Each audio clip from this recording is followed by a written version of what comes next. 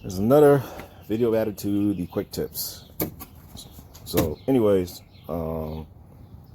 changing a lot of setups on the IS300. One of the setups is actually changing which direction the charge pipe is going from the turbocharger. As you can see, it's coming from the 90-degree through a pipe with the blow-off valve, goes down to another 90-degree down into the inner fender, and it just creates just this ugly mess of hoses and crap like that.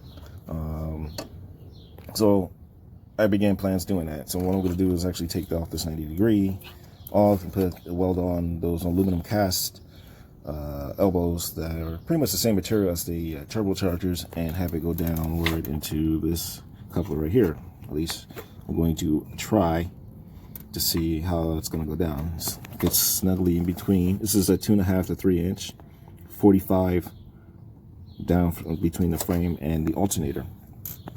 So in order for me to do that and purchase a powerhouse, you can see it's just a powerhouse coolant neck turn down.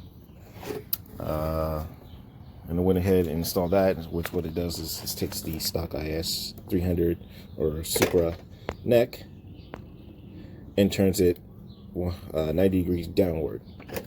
Because there would have been clearance issues had I left it stock. The neck would have came around, and then you got to deal with the water hose, the coolant hose going down and interfering. And then I got that stud sticking outside the chassis and everything, and so other stuff to deal with.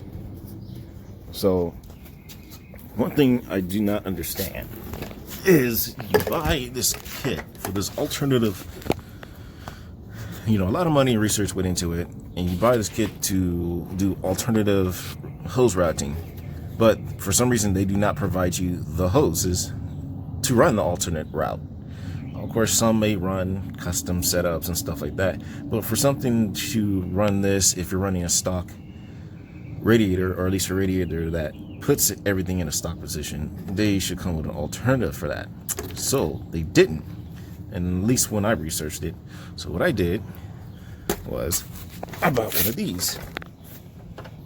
It's an air duct hose that you can get from O'Reilly's, AutoZone, and basically they come out straight, and you can pretty much morph it into any shape you want, and it keeps it. So what I did was took it up, mocked it from coolant neck to the radiator, left it like this, went to the store, say, hey, can you find a hose that's the same shape and diameter as this? They couldn't, so I went to the back for them and found it myself. And the closest hose so far is a Gates 22720. It's not perfect, but it's the closest I can get, at least I can find at the auto parts store.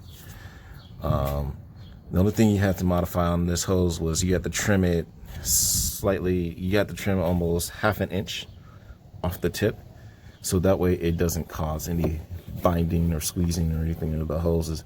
And it does not interfere with the sway bar, does not interfere with the block, the alternator, so there will be no rubbing at all against any moving parts or anything, any vibrations. So it only connects between the cooling neck and the radiator. So if you want to alternate your coolant ways, those are the parts you need.